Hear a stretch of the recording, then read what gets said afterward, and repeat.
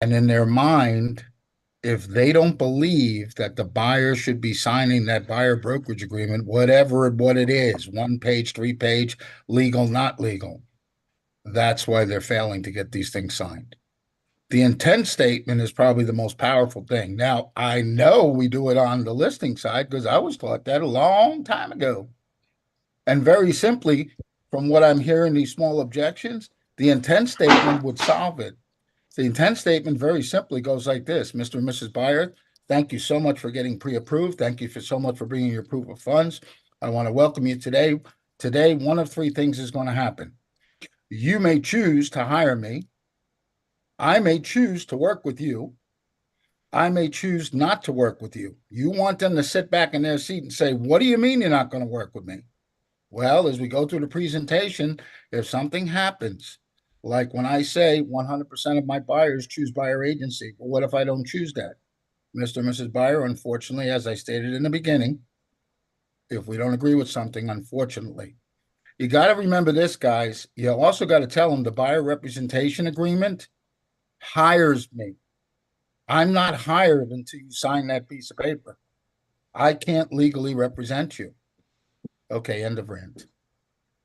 You need to practice that. If you're going to rep buyers, take a shot. Shoot or shoot.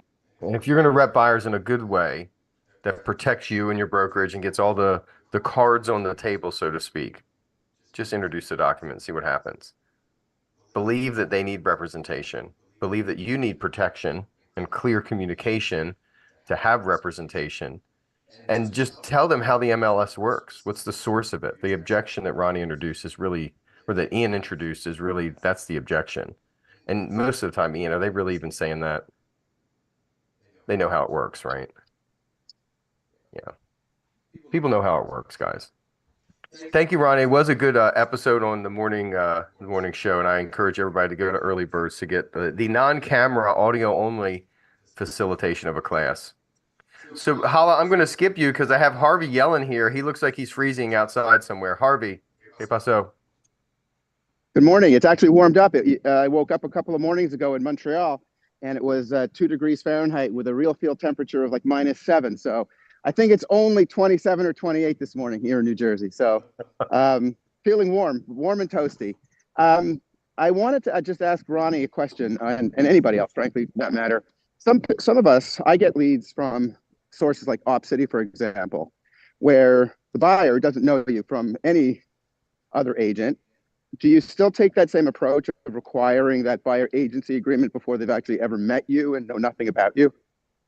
Well, you know what, Harvey, the good news is if we could spend about 10 minutes together, could I share with you what other people have found really valuable about my service? Sure, love it. Okay. And when we do that, usually what happens is we talk about some of the market, we talk about some of my success stories, and we identify a way that you can succeed in today's market. Does that sound like a good meeting we could have? Yeah, absolutely. So at the end of that, what's going to happen is it's the big decision, but it's not really the big decision. It's just a decision to choose somebody to help you. And have you ever had somebody work with you as your like advisor in a big decision before? Yep, sure have. So that's just like this time. And so when we decide to work together, I'll learn about you and know exactly what you'd like to do and accomplish. And you'll learn how it works with me and what I do to represent people. And once you know that, you'll have an easy decision to make on why people choose me as their buyer agent. So when is a good time to spend 15 minutes together to learn more about you and I can share with you about me? Would today at 2 or tomorrow at 6 be a good time to connect? Yeah, tomorrow at 6 would be great. So this is all on the scriptsjedi.club, on the YouTube, and on the Facebook. We didn't do Facebook yet, but this is streamed on YouTube. Harvey, if you want to go back to the YouTube, you can look at this conversation again and just write down whatever that script was. Appreciate it. Thank you. You're welcome. You can come in the pre-show with stuff like that. If you are a source of information like the Wizard of Orlando, Ronnie, you can come with some real estate facts to drop. But if you also have questions like Harvey, feel free to jump in and say, what does this concept mean? How do we work it out? And we'll unpack it for you. We enjoy doing that here. Oh, 728, Hollahannah in Hartford, Connecticut. You got 2 minutes before we go live on Facebook. Yeah, because I cannot be recorded in this matter in Connecticut. We are not allowed to say seller will pay it, as Anne said. And definitely we have to do the buyer consultation. If it was recorded, I will be penalized in Connecticut if I am saying this word, seller will pay it anymore after the lawsuit. Yeah. In this international call, you'll meet people from a whole bunch of different licensing issues and different brokerages even. You should always talk to the person in your office who receives the letter from the real estate commission that says you did the wrong things. That's the person who will guide us in our how we communicate with people. So it's always a local issue. It's always the local issue with the person holding your license. And then that way you can communicate the way that we all agree in that area to communicate. Yeah, and we have to disclose sometimes it may come from out of their pocket or so. We have to use a word like coming from the closing, not seller, not buyer. And I give the buyer the freedom to go if I am not able to get my professional fee, but we always can try to get it from the closing costs. They said we're not anymore seller or buyer. Gotcha. Roger that in Connecticut, everybody. Don't say that on the Facebook Live, Ian. Holland will get fined. How that would work, though. Be a long reach from North Carolina to Connecticut. All right, stand by. Let's go on the Facebook.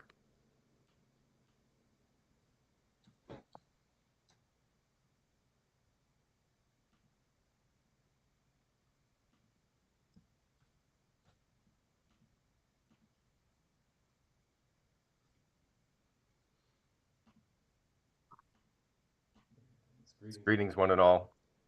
The National Real Estate Conversation is underway with your host, Chris Hurley. Great to see you, everyone of you, one and all again, to get our words going into the real estate space today. We had some good conversations in the pre-show. If you haven't ever joined the pre-show, we jump on around 8:15, and then we start the streaming softwares just about the bottom of the hour. There's that thing again. And so then we'll figure that one out one of these days. So then we go on the live in the bottom of the hour. We do a little scripting here, and then some breakout rooms so that if you're here for the first time, you'll hear a little bit of concept talk here, and then you'll go to a breakout room to practice in a small group, whatever you want to practice. And then top of the hour, we'll come back, thank people that we worked out with, and then give people some honor to go away and have an eventful day and thank them for the things that they offered. The question that I have for today's episode, we're thinking about, have you ever been to a trade show event? What's a trade show event you've been to? Give me an idea of a trade show event that you've attended. I've been to a home builders event. Say that one more time, please. Home builders event. Home builder event. I like that one. Erica, what's a trade show?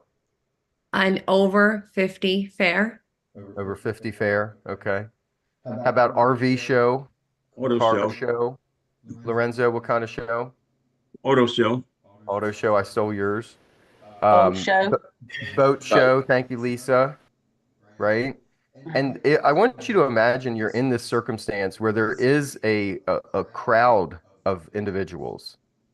And you've decided to introduce whatever you're offering. What are some of the businesses that you thought were really unusually placed at some of these events? Who's ever seen the cleaning products people everywhere at every trade show? There's always a good ShamWow. The ShamWow, thank you, Tammy. Right? And they're at some random show. It's like, what are you doing here? Matchmaker. Matchmaker? That would be an odd. You know what, Erica? Honestly, in some of these situations, I probably think that might be a good fit, right? I am not surprised by that. Well, they were there. It's just what they were doing was like a little odd. We'll just leave it at that. We'll leave that one alone. But their presence, I want you to keep in mind that the opportunity for the concept of trade show, it can be as big as the auto show, the bridal extravaganza. It can be as small and intimate as a community, say a Halloween contest. Has anybody's neighborhood ever had a community event? Like we had one in ours for the end of fall. I compete every year. Tammy's in it every year. So there's things around that are concept trade shows. I don't want you to just be buried into the convention center with 40,000 people. I went to a trade show this year and I saw the realtor who or not real, it's a real estate firm, small company, and they had their little tent set up. But sadly enough, you know where their tent was? It was way over there. And there was no reason to go to it. But yet they're sitting there for 4 hours trying to attract attention and have some conversations. And I want you to think about, if you're going to make that investment of your time, what do you want to gather if you were that realtor that I saw sitting over there with 100 people at our community event, nobody talking to them? What would you have hoped would have been the experience? Give me an idea of outcome that if you were doing a trade show like that realtor would do, what would you want to happen? Quickly, Erica. Schedule appointments. Okay, you could definitely pop right into the appointment chain. What's something else you could generate or create from those types of activities? Contact information to follow up. Thank you, Shirley Robinson. You could build rapport with that. Next up, who's that? I was going to say, just get to know them as a person, see how you can help them. What value do you bring to them? Tammy, is it more threatening on their doorstep or on the general public situation? More threatening on the doorstep, in my opinion. Totally. Like at the community event, I don't know where you live. That's a question I could ask, right? You can't snatch me and bring me into your home either. Exactly. You can't do that. Nina, what do you say? You can build contacts, but depending on the type of event, you could also build your vendors as well, your vendor contacts. Love that. That's what I did at the home show, and it was fantastic. It was great to Me get the too. time to meet them. Yeah, I love it. Because Nina, you guys share something as a business, don't you? You share an outbound attraction campaign style marketing, soliciting people in a trade show format. That's a bond that we, share as a community. It's a good way to meet people too, like people that are doing junk removal. A lot of people are doing that because they're getting ready to move. So those are good people to talk to. And if you scale like estate sale or trash removal, hauling, all that sort of stuff are good sort of leading indicators to preparation of property. So I want you to think about this. Here's the role play I want to go through. We've thought a lot about the what a trade show could be. It could be big in scale. It could be small in scale. We've thought of some values. But if we were just going to focus on the consumer experience as a realtor, what do I want to communicate to the consumer? What would you be willing to give as a consumer if you were passing through this? And how could we incentivize them to exchange what we're really looking for? What do we really want from them as they move through? We'd love them to say, I'll list my house with you. But ultimately, what would you do a measurement of success for? How could you measure your success at the trade show? The number of contacts that you receive, the valid contact information, and then you could essentially do some sort of giveaway. Like, you could work with a couple of vendors, and one thing I added in the chat. Are you asking somebody to answer that? Erica's answering it. Yeah, and then something I added in the chat was that we could also look at street festivals as a trade show, like as the same opportunity. And I'm actually closing on a house that is a referral from someone else who I met at a street fair, and I helped that person buy, sell, rent 3 properties. And then this is the 4th in that family in in 10 years. And it was because of a 2-minute conversation at a street fair. They held onto my business card, never forgot me, and called me when they were ready. So I want you to grab onto this concept of thinking of the opportunity at that conversation. What do we need to focus on, and what does that conversation sound like? You may have an incentive. It may be a gift card, a giveaway, something to entice people to communicate with us. But work through that conversation of what you could offer to somebody who isn't really transactional at that moment, but would be willing to give you the information. What's a trade show conversation sound like if we were looking to capture information? What does that sound like? Who would like to role model that? Tammy? I invite them to an event. What's that sound like? Hey, Tammy, how are you? What are you doing here at this trade show? Hi, I'm doing really good. I am a local realtor looking to build my vendor list. Oh, okay. So what does that look like? What do you do with your vendor list? So I am looking to build my brand, and I like to know the people that I'm recommending out to my clients, because people sometimes need a contractor or a plumber, and I want to be that person that they call, and I want to be able to give them a person that I know is going to do good work and show up for them. So that's what I'm here looking to do. So I have a question about this role playing. Am I speaking to the vendor for the point of like trying to get their information, or am I talking to like a customer trying to invite them to an event? What would you like to do? Well, I could do the customer trying to get them to an event. Let's do that. Customer to the event. Hey, how are you? You're a local realtor. I didn't know why you guys would be here. Yeah, hi, I'm here because I like to know who the vendors are in local areas, especially the ones that are owned independently, because I like to support the local economy. So while I'm here doing that, I'm also going to be planning an event coming up to meet the local vendors and see what's going on in the town and tell you a little bit what I can offer for real estate. Is it possible that are you interested in something like that? And if you are, can I get your contact info? Well, we're not thinking of doing any real estate right now.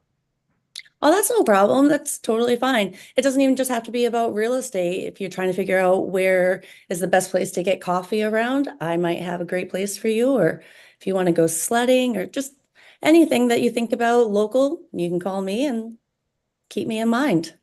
Okay, I'll take your business card. Great. Would you be offended if I asked for your information so I can keep in contact with you? Is there anything that you're looking for that maybe I can keep my feelers out for? No, I mean, we're just here to check out the, the this and that. I mean, that's why we came out here. I thought it was interesting to see a realtor there, but, I mean, we're not really thinking of doing anything though in real estate. We really love our house. I understand. That's great. I don't know what to say after that. I'll be honest with you. Cool. That's why we practice, I'm right? just going and going. All right. Hey, hi. How are you? My name is Chris. Obviously, I'm in real estate. You came out to the trade show to look at the things here. What specifically did you come looking for? I came because I'm going to be refinishing my bathroom. Oh, that's exciting. Tell me more about that project. How old is your bathroom remodel? You dealing with something that's got some historic items in it? No, when I moved in, the previous owner had fallen out of the shower and broke off the door, and they never replaced it, so the door is just missing. Oh, wow. Oh, wow. How long have you been in your property? 2 years. Oh, cool, cool. You love every minute of it, or you think about changing some things besides the bathroom? No, I hate it. It's a YouTube house. Oh, no. My goodness. Let me ask you this. If you could get a number you couldn't refuse, what would that look like if you wanted to sell the property? What would that look like? Well, I don't have Yeah. a number to call if I want to sell the property. Well, I mean, if somebody's going to give you, $1 million for it, would you sell it?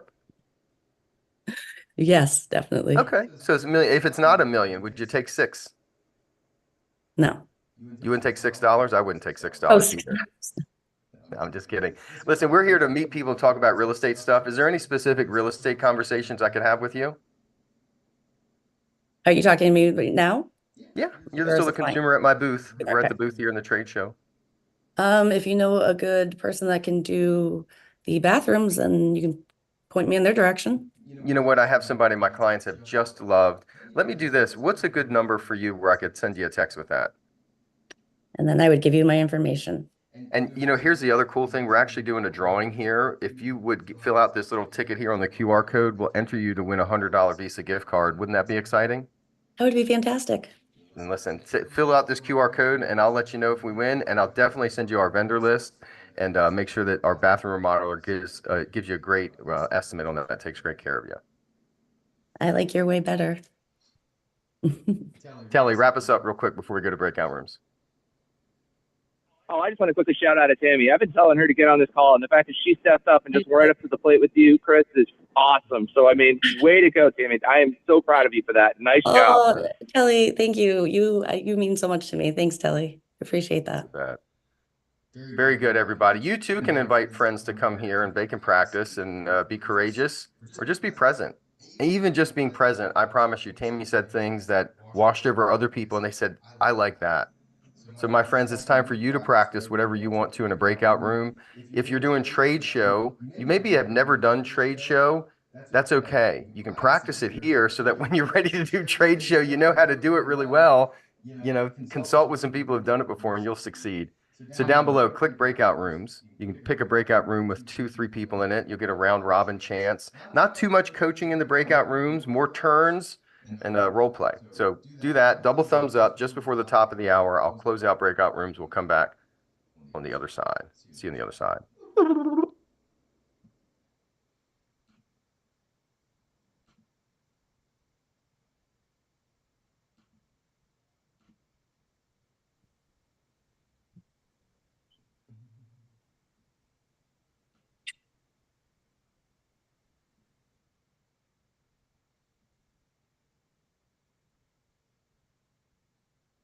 All right, here in the main room, you can ask whatever you want.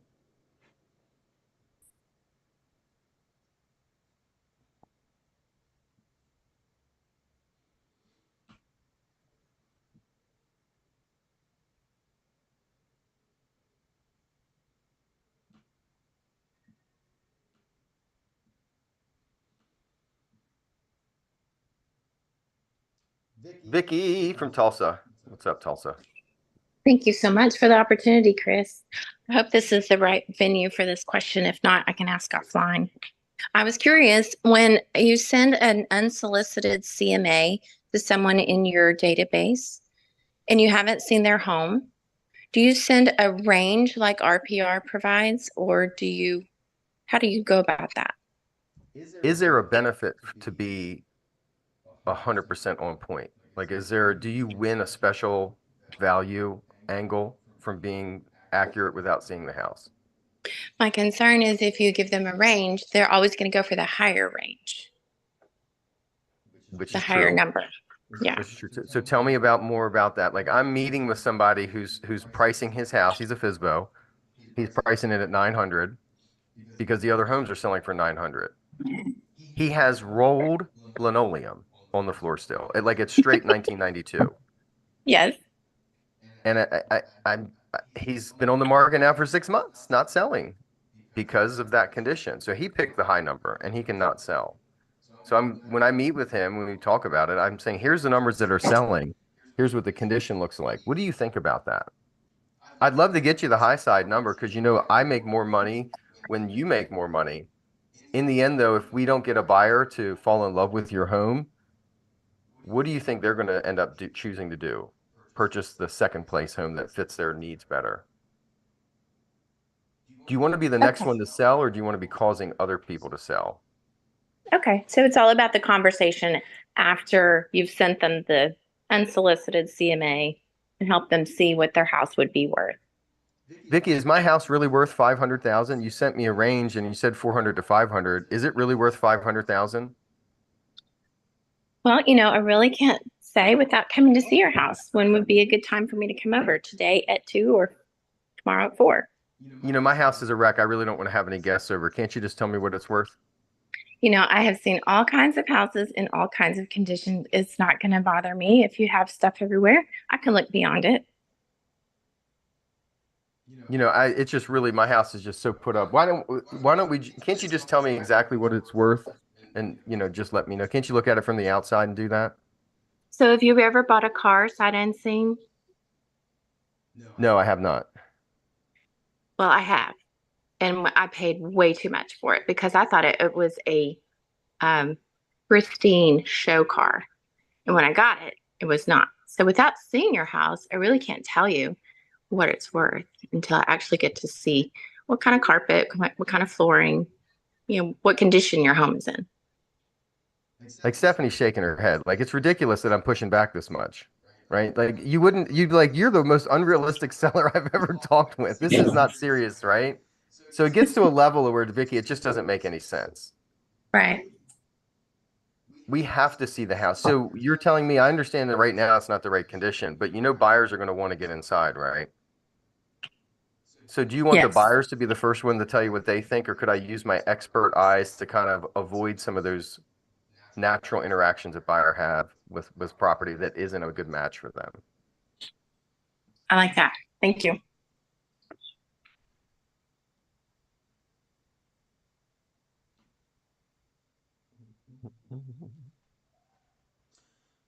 All right, in the main room, you can ask whatever you want. We can do what is on your brain. You can just look at Aziz, looking amazing. He's ready. I'm so glad that they gave you a turn today, Aziz. I was feeling bad last week,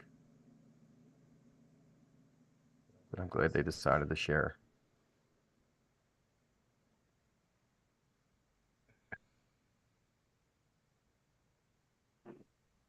Chris, I have a question. Sorry. All right, somebody then. Brenda, then Holly. Brenda, go. Okay. So, Chris, I have 3 opportunities for you. I'm selling 2 houses and I'm buying one. And I want to pay cash for that one. What type of compensation will I have to pay you? And I'm giving you 3 sales. You're giving me 3 sales, but they still need to be pushed through the process, right? I still have to work for them. Yes. Okay. So, all right. So you're offering me the opportunity, and I really appreciate that. What kind of deal are you looking for? Well, I don't want to pay, 6%. Well, I'm not sure. Do we call chickens on here too? I don't Whatever. want to pay full commission, and I'm giving you 3 opportunities. You know what? I totally understand that. And usually when people have multiple opportunities, that's exactly what they're thinking. If I listed your home for blankety blank, would that be okay? And then we just do these other 2? Yeah. Okay. And make that offer. Okay. I'll list it for blankety blank. And they'll say, that's too much. I'm not paying that, Brenda. And then what would you say, Brenda? Don't say numbers. Just say whatever. Brenda, I'm not paying that. That's too much. Okay. It's too much. Why do you feel it's too much? Do you really need to know why? Do you really need to know why, Brenda? You don't need to know why. Yes. No, you don't need to know why. Oh, I don't need to know why. No. Okay. So how would you handle it? What do you want to pay? Well, you tell me. I mean, what's the best your brokerage can do? You just say, Brenda, say I'm going to pay you a ridiculously low amount. Okay. You say that to me. I'm going to pay you a I'm ridiculous. gonna pay you a low amount, like 2. And Brenda, let me ask you this: the last time you paid so far below what other people paid, do you think you got the best result, or do you got a discounted result? Oh, it's discount. Yeah, and I'm willing to give you some flexibility because you are a good friend and giving me multiple transactions, but you don't want me to drop the ball or not have resources to get the results for you, do you? No. That's why I'm not going to do it at that rate. I'll do it at this rate, and that's the fair number. Sign the contract today. Let's do this. Okay. Just give it a shot, right? Just give some command and leadership a shot. Brenda, you're a strong individual. Like you are confident. You and I've worked together a bunch, so I think if you just took a real confident lane, it's negotiate with people. They want something, but they don't know what they want. And we know if it's free, it's going to be free. The same quality of free. And so, Right. they just want some incentive. And if somebody's giving me 3 files, for sure, let's do it. I don't have to negotiate this 3 different ways from Sunday with all these different individuals. It's just one person. It's a lot easier and more efficient for us. Okay. There you go. Holly Smith is here. Hey, Holly. Hi, Chris. So I wanted to ask about, and I know you cannot change a buyer's mind ultimately, but I have 2 buyers that are really hesitant to go ahead and buy a home. They're both well qualified, all the things. We can find a home within their budget, but they're just super nervous about the interest rate I've shared with them. Like the data that if they wait, they're likely to pay more for a home and get less seller contributions. Is there anything more I can share or, something that you would suggest to help with that? Holly, I totally understand what you're saying, and the finances certainly do play a big role in making the decision, don't they? Yeah. And you guys have thought a lot about the way interest rates impact your monthly payment.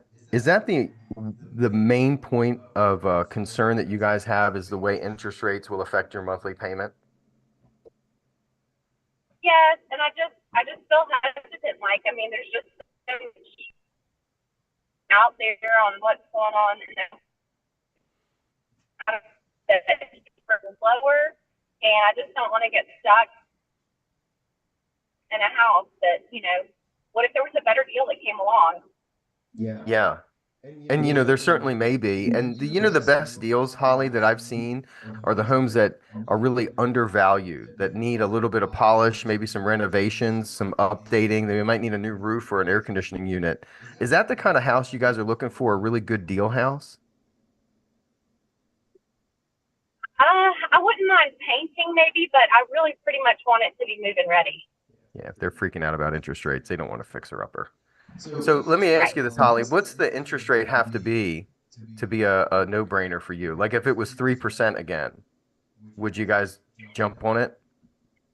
Well, I mean, yeah, of course, but I know people are saying that's probably not going to happen, but I really would like it to be in like the 5.5%. That would make me feel comfortable. All right. Listen, we are very close to getting that number. And if we could get to like say 5.5 or 5 5/8, would you guys consider looking at what that would look like? Yeah, but that's really on new construction, and I don't think I can afford new construction in my price range. And you know what? New construction may not be an option, but you know that there's sellers that are willing to do that same kind of negotiation with us, that they're willing to buy down your interest rate too. If we could get the seller to buy down your interest rate to a comfortable number, but that kind of gets your brain thinking again that it is going to be possible. But what if it's only like for 2 years? Do you think in 2 years the interest rate will be lower enough that I can refinance and like it'll stay there, it won't change on me? You know, you could look at a mortgage option that actually gave it to you for the life of the loan. I mean, imagine if you could buy down the interest rate for the life of the loan. Wouldn't that be exactly what you're looking for? Yeah, I mean, if you could do that. You know, it's about the seller and the house and the lender. So we can talk with the lender about their expenses. And you may be surprised over the weeks that we're in a search process, you may continue to see interest rates go even lower. And that may naturally answer your concern about interest rates. But if we're not engaged in the search process, Holly, and the perfect house comes along and you're not ready, you know what we're not going to be able to do? Get you out of that rental. Yeah. Gotcha. So why don't we just be ready in the different scenarios that might come up? And you'll never do anything that doesn't make sense, but at least knowing what possible is around the corner, what is a potential that could answer your questions, just keeps you on the ready to do something list rather than the get ready to do something. Because when you're ready to do something and the right deal comes along, you can take action. And that's how most of my buyers find success. Okay. Thanks, Chris. You're welcome.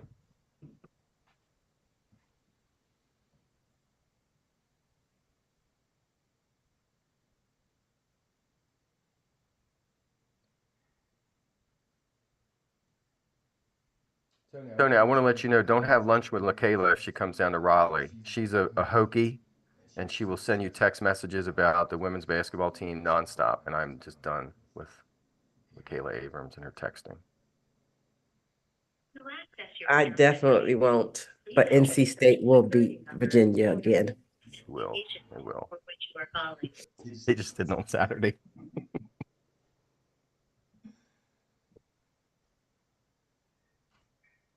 They must be the two people following women's basketball. Stop it. Stop it. That's not nice, Ian. Be nice, Ian. NC State, no, that's.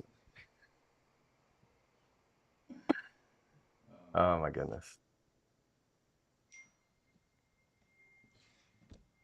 All right, last call for the main room if you have something. Oh my goodness.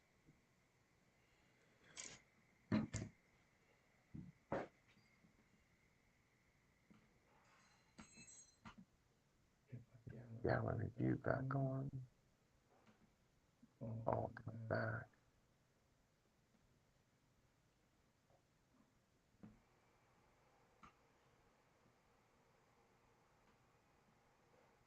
Oh, Barb, where's Steven? He's not behind you. Oh, there he is. Okay. I was worried. He's always here, Chris. Barb. Actually, when I do a little bit of a rearranging, he may be over here in a little while, but for right now, he's still there. The only 5.5 foot tall. Only 5.5 ball Steven Tyler in Canada. There he is. If you ever need a prop, you need a Steven Tyler prop in New London, Ontario, or something like that.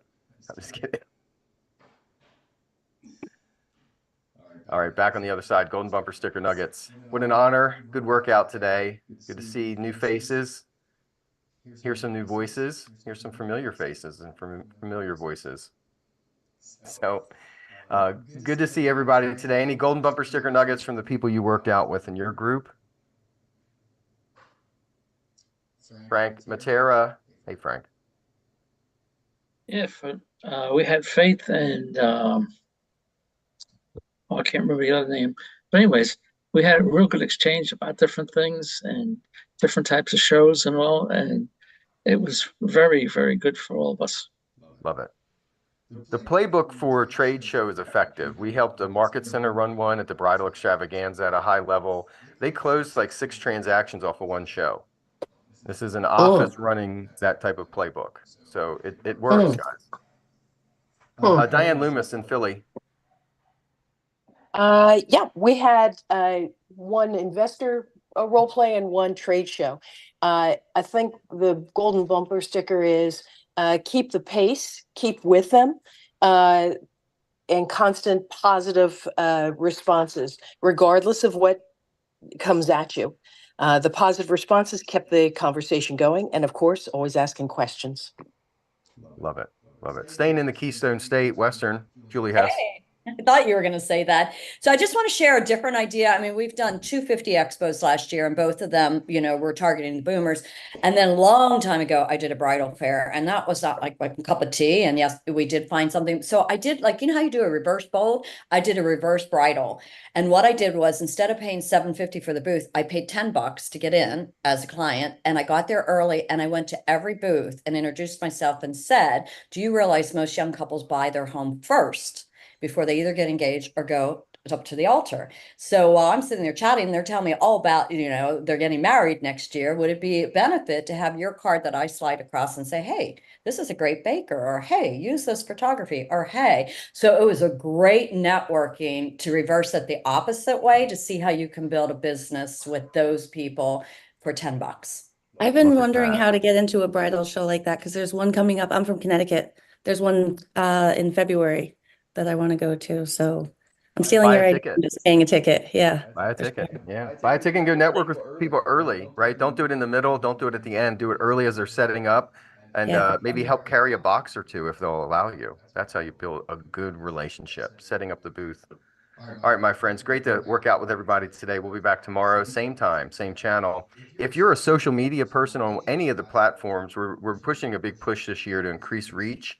So when you find Scripts Jedi on YouTube, LinkedIn, TikTok, or Instagram, do some comments in the bits that we post, likes and shares, that sort of thing. It'd be my honor to continue to do some different stuff with the platform. So I trust my friends will do that for me. And without further ado, from Virginia, the amazing Aziz. Aziz, take us away. You've received the inspiration. Now put in the perspiration. Woo! Woo! Thank you. Awesome. Thank you. Thank you, everybody. Thank you, everyone. Have a great day. Thank you. Have an amazing day. Thanks, Chris. Bye, guys. Thank you, Chris. Have a successful day. Thank you, Mark. Thanks, Mark. Good tip,